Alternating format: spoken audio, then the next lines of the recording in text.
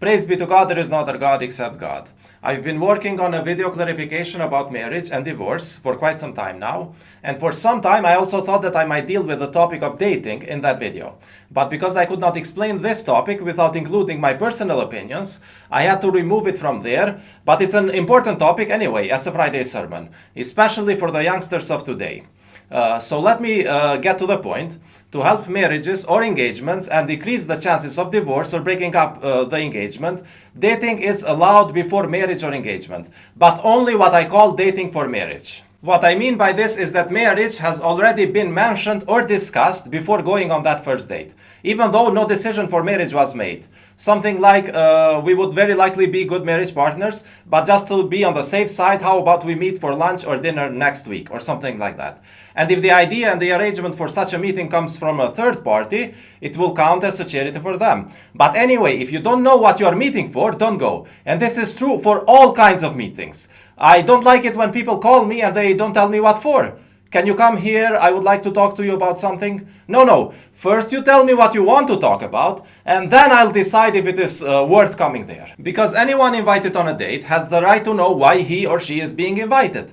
And dating without having mentioned marriage already is a pointless dating. And also, if you mention marriage before the first date, the unrighteous woman will conclude that you are too desperate for mentioning the word marriage so early and refuse, which is a good thing. While the more righteous women will give you a chance if they think that there are reasonable chances. Also, don't be so direct that it makes it awkward, but find a way to let her know that the ultimate purpose is possible marriage and not something else. And by the way, the one who makes the invitation always pays. This is true for any kind of meeting, not just dating. If the man is going to make the invitation, which is in most of the cases, then he should pay. Your idea, you pay. Or maybe a man or a woman are going somewhere anyway, and the other person invites them for an additional journey where they can meet, then the inviter pays for that additional part. Now, maybe a man is already sure that he wants to marry a woman, so he already tells her that he wants to marry her. But she cannot decide, and she wants to meet a few more times to help her with her decision. In that case, she pays. She needs those meetings for the decision, not him. So whomever invites or recommends a date is the one who pays. And this payment will count as charity to atone for the sin of inviting someone to a date. By the way, dating, when done correctly, is not a sin. But inviting someone to a date is a very small sin. But you pay for that sin, you atone for it, as soon as you give them coffee or lunch or dinner or something similar. The charity during dating overcomes the sin of the invitation for a date. And from verse 31 in Surah 12, we can see that dating is not a sin, but the invitation for dating is a sin. Verse 31 in Surah 12 says, when she heard of their gossip, she invited them, prepared for them a comfortable place, and gave each of them a knife. She then said to Joseph, enter their room. When they saw him, they so admired him that they cut their hands. They said, glory be to God, this is not a human being, this is an honorable angel. Now Joseph is not to blame for that meeting, and neither should the women who were invited be blamed for it. It was the woman who made the invitation who committed the sin. So the invitation for a date is a sin. But you pay for that sin as soon as you give lunch or dinner or coffee or whatever is appropriate in that date. And that counts as charity, which overcomes the sin. And in some cases it surpasses the sin because good deeds are rewarded 10 times, while bad deeds are punished only once. And we can see also from the case of Moses how the invitation, when combined with giving, it is overcome by the giving. Verse 28-23 says, when Moses reached Midian's water, he found a crowd of people watering and noticed 2 women waiting on the side. He said, what is it that you need? They said, we are not able to water until the crowd disperses, and our father is an old man. So he approached them, which is an unscheduled date, but he paid for it. The next verse says, he watered for them, which is a charity. And by the way, the father of the girls, also being a righteous man, in the next verse, when he invited Moses to a meeting, he also covered it with payment. The next verse tells us that the father of the women invited Moses to pay him, but really, I think he was interested to meet him. But he guaranteed the invitation with charity. I'm quite sure that he offered Moses a very nice lunch. Oh, by the way, paying with your parents' money when you are very young, that is irresponsible dating. If you need your parents' money for a date, that is a sign that you also need your parents to chaperone you during that date. And by the way, I love the culture of the Western Europe and US in so many ways, but they are so bad in this issue. I cannot count how many times I have been invited in their work parties or similar work meetings or things like that, and they told me, bring food with you. Really?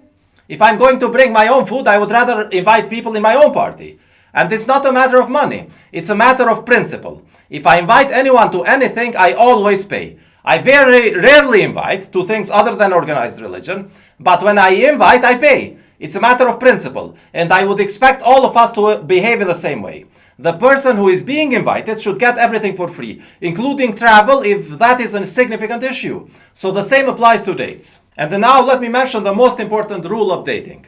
No sex before marriage. That's clear in the Quran. Also, dating must happen in a public place, in a restaurant or coffee shop or some kind of outdoor strip or in town centers or similar public spaces, but not in someone's private basement or something like that. And remember that the word privacy and darkness and private house are the same root word in the Quran, which means that you should not meet in nature after sunset or in city spaces during the night without city lights, but it's okay to meet in city circumstances during the night if the city is lighted. Also, let me tell you something as a statistician.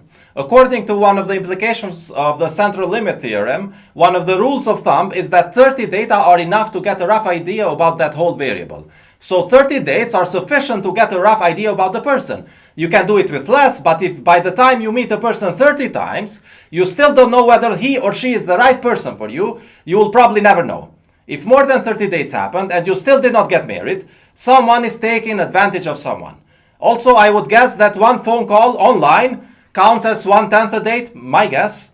And the video chat online counts as 1/3 a date, I guess. And now here is friendly advice.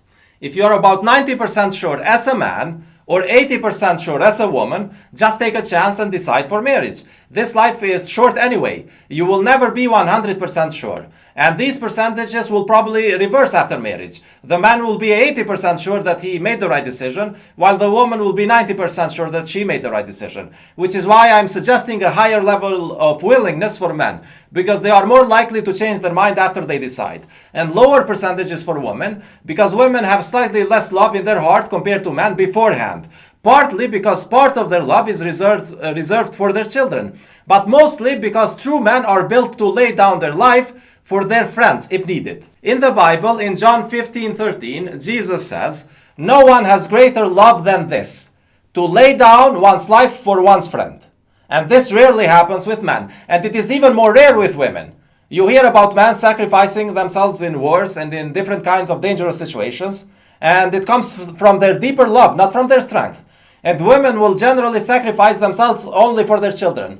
So because women are never 100% sure, in situations where the man and the woman are equally attractive, if the woman says okay to the idea of marriage or dating, that means yes.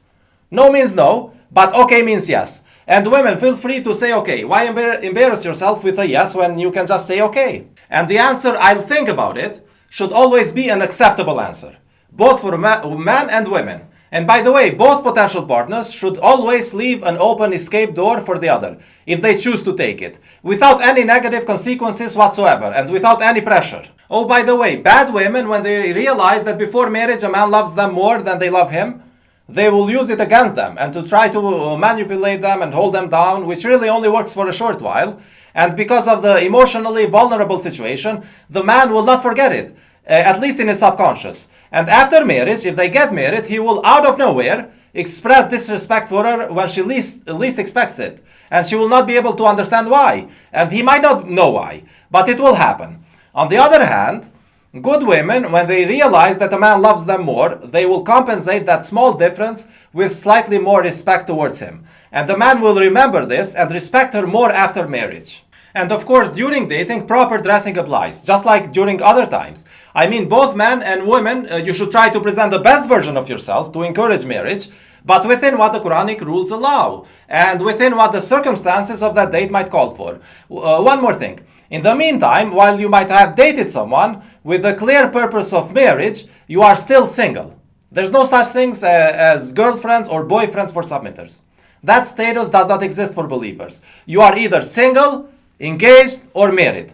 The other descriptions are not acceptable. You are not reserved for anyone, And no one is reserved for you until the moment of marriage. And feel free to change your mind anytime until you consummate the marriage. So don't put any other relationship status in your social media. If you choose to put any. If you show any relationship status in your social media, it should be either single, engaged, or married. You do not even need to tell people that you are divorced, unless you have kids, in which case it is better to say that you are divorced to prevent people from thinking that you are an adulterer or an adulteress.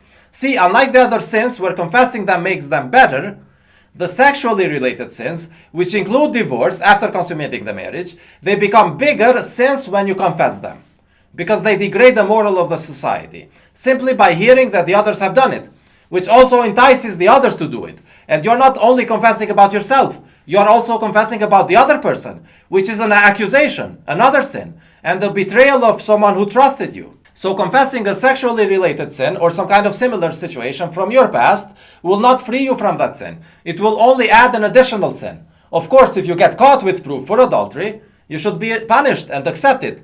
So if you made a mistake with any kind of these sins in the past, never tell your new husband or new wife or your family or your friends. It will only make the sin bigger.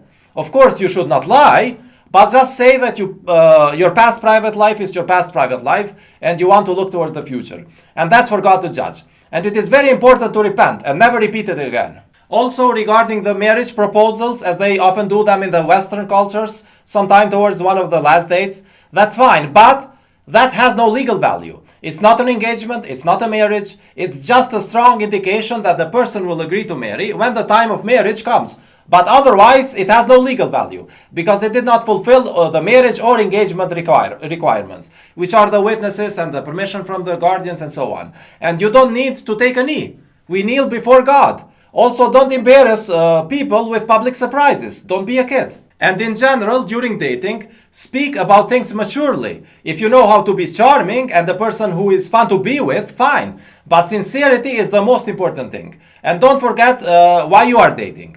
The purpose should be marriage, or knowing the person well enough to feel comfortable to agree to marry them. And finally, let me address the elephant in the room. Verse 235, which is often used by people who are religiously against dating. The verse tells the man not to meet the women privately unless they have something righteous to discuss. However, dating as I presented it here does not go against this verse at all, because I proposed that dating should be held in public places, restaurants, coffee shops, and so on. And also the verse says, unless you have something righteous to discuss. And discussing marriage and things around it is a righteous thing to discuss.